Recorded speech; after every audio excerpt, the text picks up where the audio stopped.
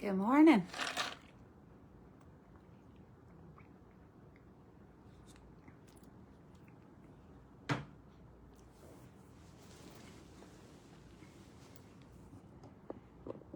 Just going to give it a little time, let some folks hop on.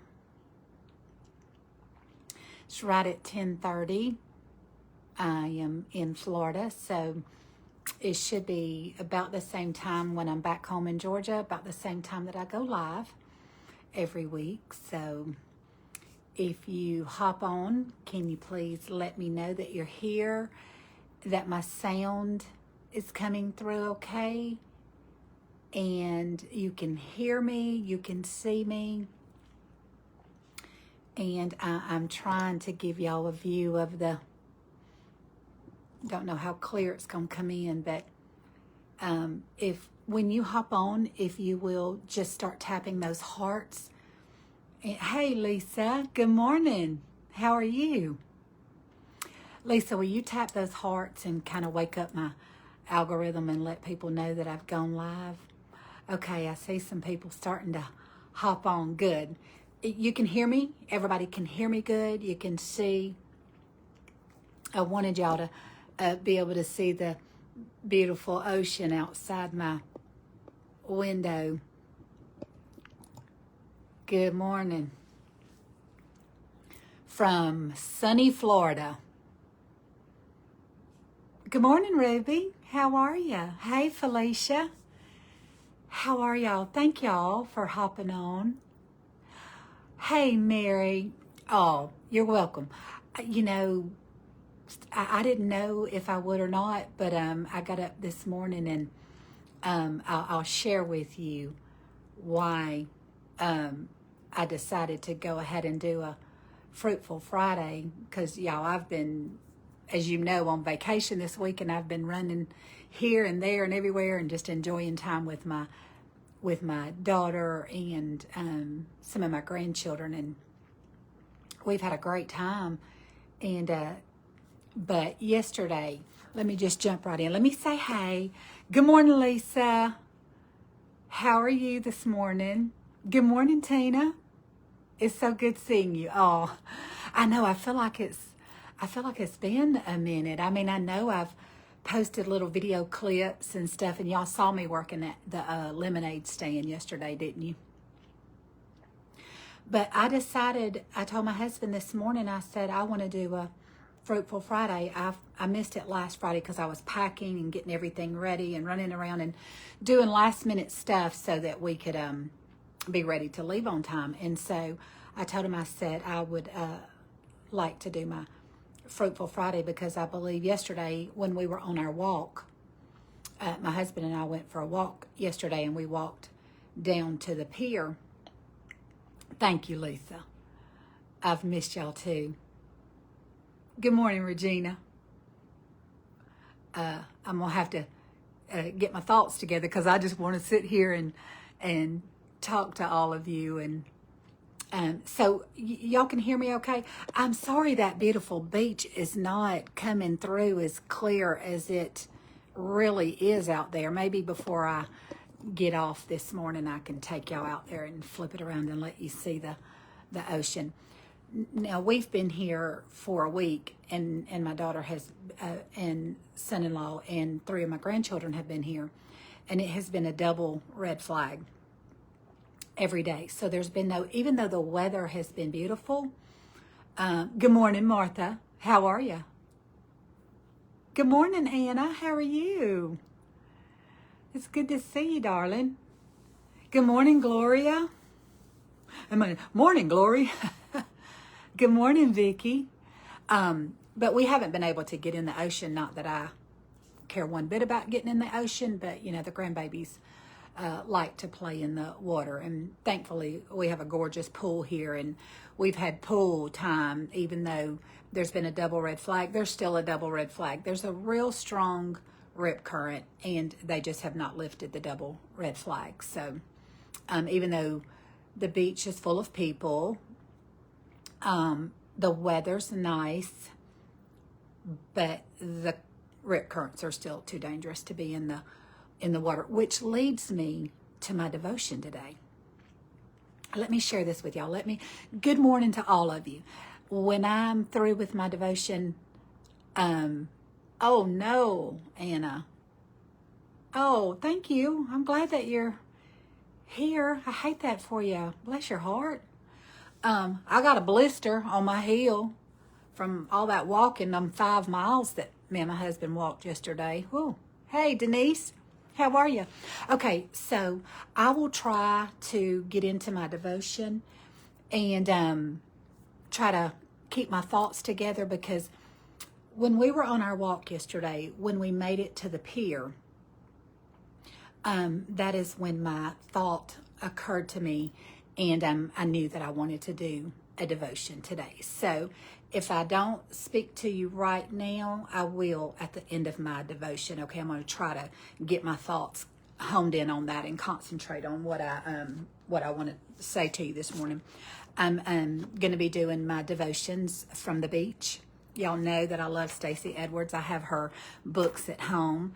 And when me and my best friend were down here, we seen this book in one of the stores that we went into, and so we got this. We thought would be perfect to keep in the condo for people, you know, when they're renting it, they can have these devotionals, these encouraging books.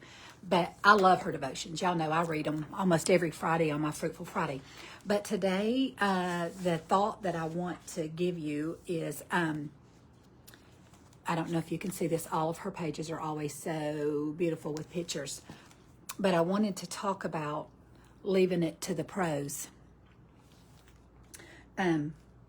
Trust the lifeguard. Okay, my thoughts are going to be talking about the lifeguard. But my devotion is called Leave It to the Pros. So let me read this. This is the scripture verse for this devotion is taken from Psalms 22:19. O Lord, do not stay far away. You are my strength. Come quickly to my aid. I see some of you jumping on. Good morning. Good morning from the beach side. I will talk to y'all at the end of my devotion, okay? But anyhow, beach lifeguards must undergo a considerable amount of training. Their responsibilities extend beyond supervising beachgoers to include giving first aid, performing CPR, and rescuing stranded or injured swimmers. They make every effort to keep the environment safe and enjoyable. Sometimes we attempt to be lifeguards to our friends. We want to call back those who stray, save those slipping into danger, and spend all of our strength to keep them free from harm. It's a noble quest, but without proper boundaries, we can easily become someone's personal safety monitor or his or her deterrent. Before you become too focused on one person's needs, ask yourself, why is this person so important to me? Do I truly feel called to help her? Am I trying to do what only a professional should do? We do need to help when we can, but know when we're in too deep, such as when we get emotionally drained by someone's needs. Sometimes the best way to support a person is to step back and point him or her toward people who are more qualified to help. Let's leave lifeguarding to those who are called and equipped. And rest assured that when you're off duty, the Lord will always come quickly to save those he loves. Lord, enable me to gently release the people I'm not qualified to help into your and others' care. And the reason that I chose this devotion out of all the devotions in this book, because they're all so good, but the reason that I chose that particular devotion, and there's another one in here, and for the sake of time, I'm not going to read it, but it's called Rescue Required. If you have this book, it's a good one. Rescue Required, because sometimes don't we require being rescued? Well, here's why. Absolutely, Anna. I've said the same exact thing. Sometimes we have to remove ourselves because we can interfere with what God is trying to do in somebody's life. But the reason that I chose that particular devotion is yesterday when we were out on our walk. It is about a 2.5-mile walk from here to the first pier. My husband and I set out on our journey and we made it to the pier and we walked out to the pier. After my devotion, I wanted to save it. I didn't want to post the pictures yesterday. Now, if you follow me on my personal page, you saw the pictures, but I decided to save some pictures that I took yesterday. When we made it to the pier, the rescue trucks were there, and there was a lot of them in the parking lot. There was one down on the beach in the sand, and I took a lot of pictures, and I think that it was okay that I was doing that. There were other people filming, and good morning, Sharon. There were a lot of people that were there filming and video, and so I don't think that they had an issue with that. But I took a lot of pictures. There were some rescuers there in training. I would say probably 15 to 20 of them. And so as I watched them, they would start from the shore, the sand, and they would swim out. Well, I told y'all that we've been up under a double flag because of rip currents. I mean, the waves have just been crashing. You know, they've been, even if the double flags weren't there, you could see that the waves were mighty strong and coming in hard. But I watched these rescuers, and I certainly have a deeper appreciation for just what they do and how they put their life on the line for the safety of others. And let me just say this. The title of the devotion is called Leave It to the Pros. I'm not a great swimmer. So first of all, I'm not going to be out in that water. Second of all, if I were a good swimmer, I would not disregard the double flag that is put there for my safety and for the safety of others. It is dangerous. One red flag is bad enough, but when there's 2 red flags, that means it's very dangerous rip currents. And the best of swimmers can be swept away. Okay, so can be overtaken by those strong rip currents and taken under. And so, y'all know I always write down a few little notes that I want to try to take my thoughts from. I had my husband to pull up on his iPad for me. I'm going to take this scripture from Matthew chapter 14. And I know that y'all know the story of Peter, okay? And when Jesus was walking on the water and bid Peter to come to him, I know that y'all know the story. Matthew 14, 23. And when he had sent the multitudes away, he went up into the mountain apart to pray. And when the evening was come, he was there alone.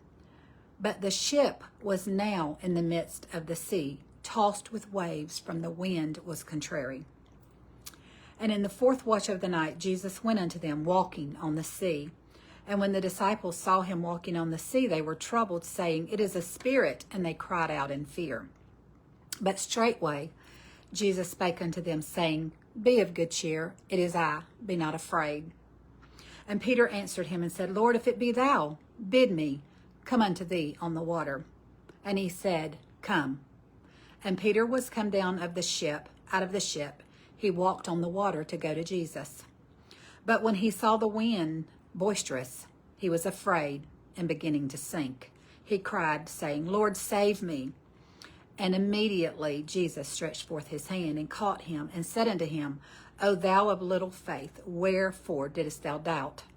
And when they were come into the ship, the wind ceased. Then they were in the ship, came and worshipped him, saying, Of a truth, thou art the Son of God. And I thought about when the Lord told Peter to come, and he came.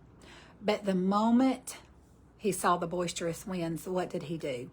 He took his eyes off of God and immediately began to sink. And the Lord took him by the hand. And I thought, how many times? And that's one of the things that I wrote down. Immediately, Jesus stretched forth his hand and he caught him. But he said, "Oh, ye of little faith."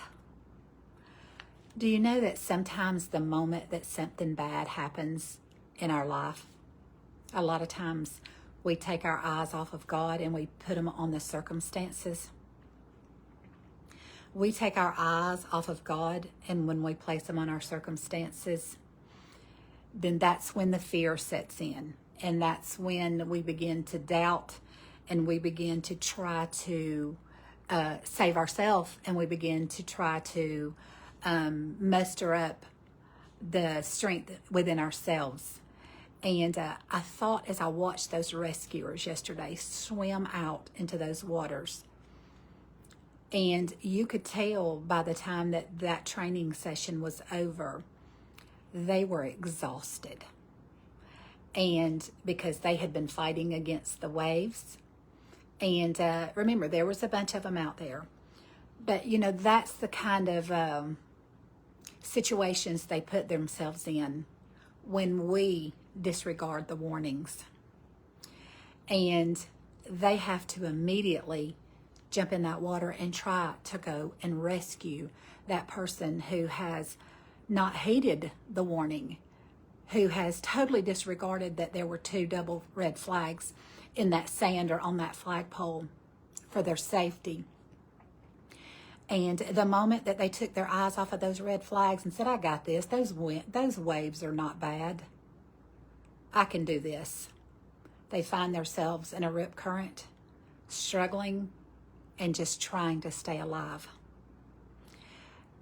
I thought, how many times have we done that very thing in life? How many times have we tried to take situations into our own hands, take our eyes off of the pros? We don't leave it to the pros. We take our eyes off of the lifeguard.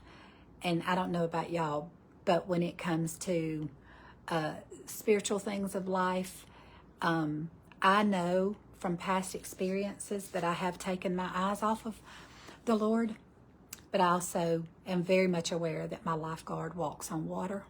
He's able to calm the seas. He's able to calm the storms. He's able to calm the winds when I take my hands off of the situation. I don't know what you're going through, and I know that figuratively we're speaking of the waves and the lifeguards because I watched them. I watched them take every ounce of their energy and their breath to swim far out and practicing for the day that somebody doesn't heed the warning and they're sent out into those dangerous, as Peter said, those boisterous waves that were all around him caused him to take his eyes off of God, and he began to sink. And immediately when he called out to God, he stretched forth his hand. He took Peter by the hand, and he rescued him. And that's exactly what we have to do. We have to keep our eyes on the lifeguard who rescues, who extends his hand, who is capable, who is the pro. Because I know it's easy in this flesh because we want to do things ourselves. We want to, the devotion talked about, it talked about how we want to rescue our friends. And listen, when we can offer help, we should. But there are times that we are trying to rescue people who are not ready to be rescued. And we end up hurting ourselves, and we end up standing in the way of what God must do in that person's life. So if I can just encourage you today, and I'm going to post some pictures today, some videos. I did some videos so you can see them literally out in the water in training, and I took some pictures just so that you can get an accurate look of just what they go through in their training, just to rescue a person. How many times do we not listen to God and He has to rescue us? And then we find ourselves in water up to here or over our eyeballs, drowning. And before we will listen and before we will call on Him. I've done it. I know. I'm not sitting here.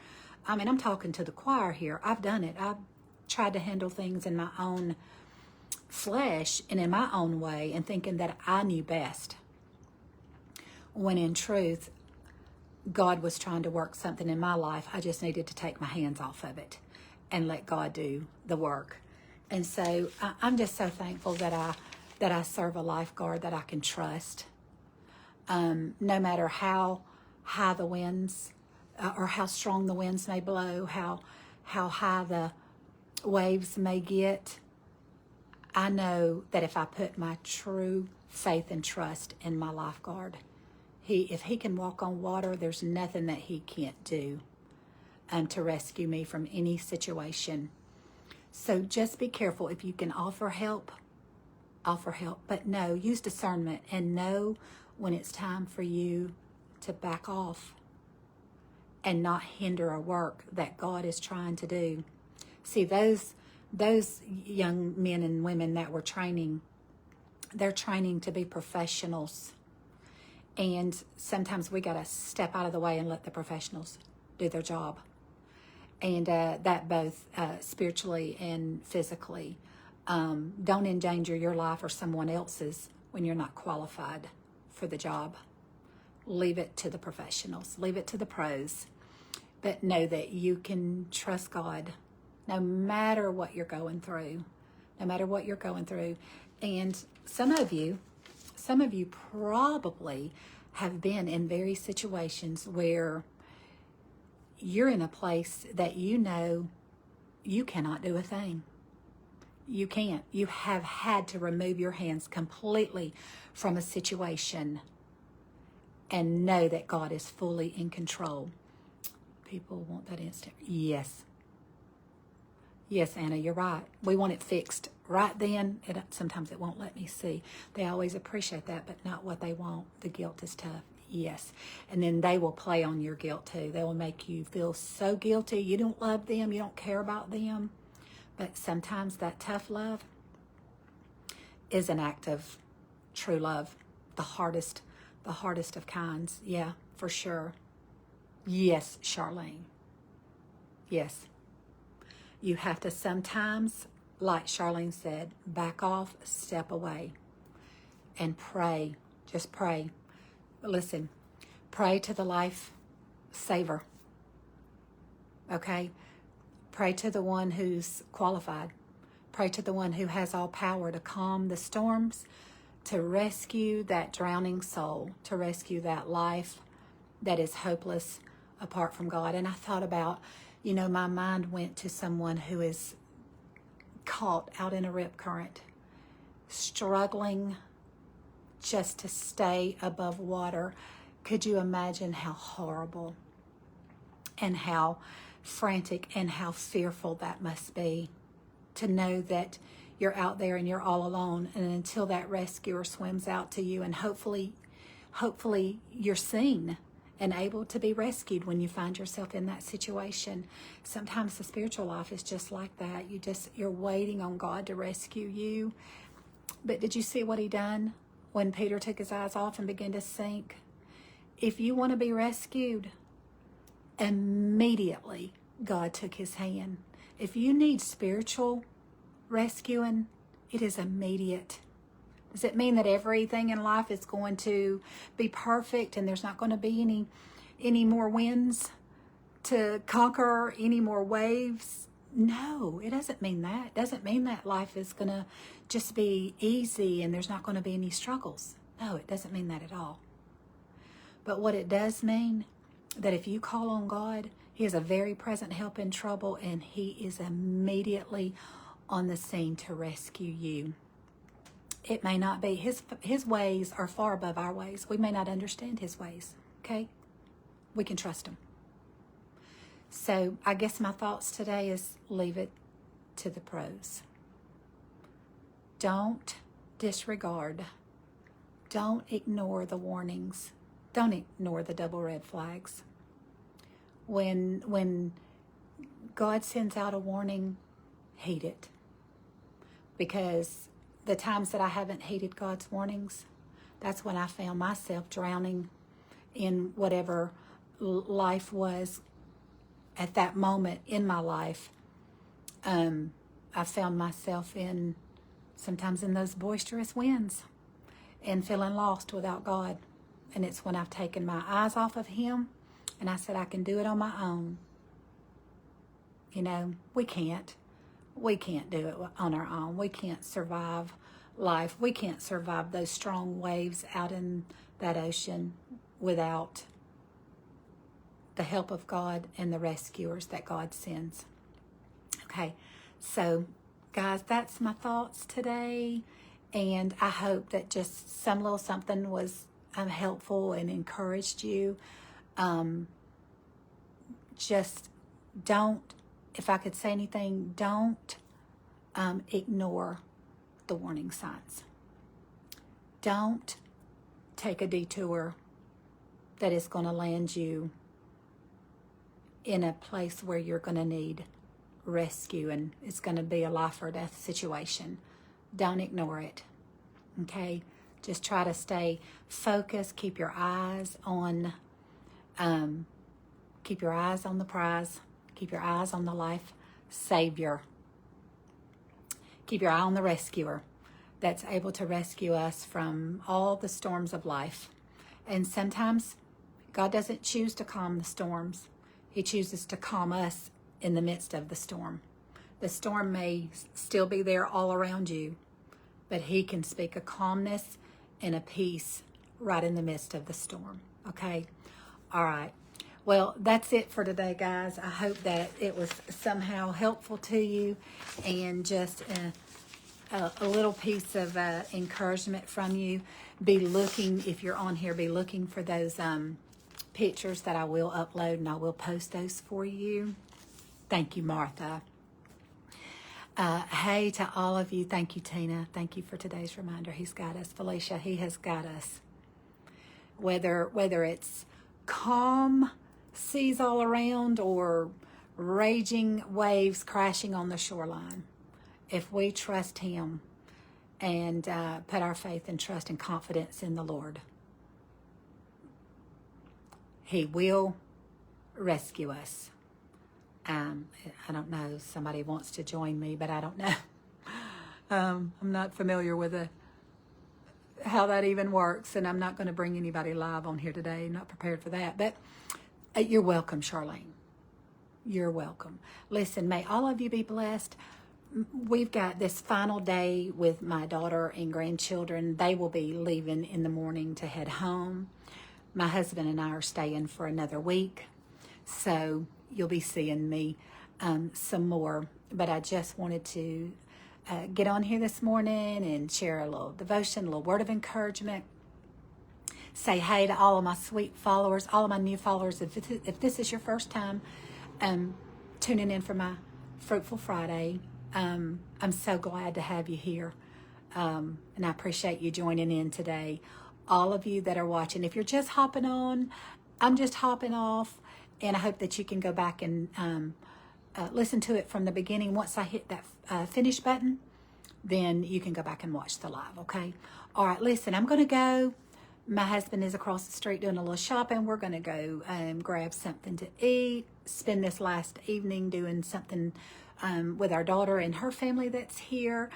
I love you guys. Maybe I can tune in again soon. I hope so, Anna. Much love to you too, darling. Say hey to your mama and all the family, okay?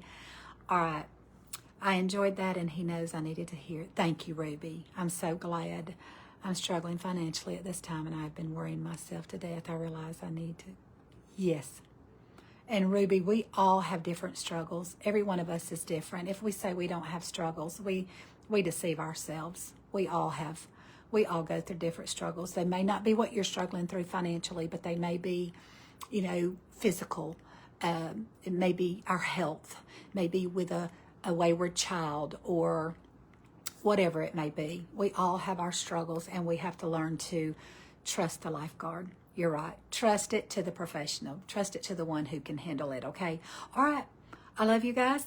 Until next time, I'll see you again. This is Gigi. Go be the hands and feet of Jesus. Be his mouthpiece. Be a blessing to somebody today. I'll see you again real soon. Bye, guys.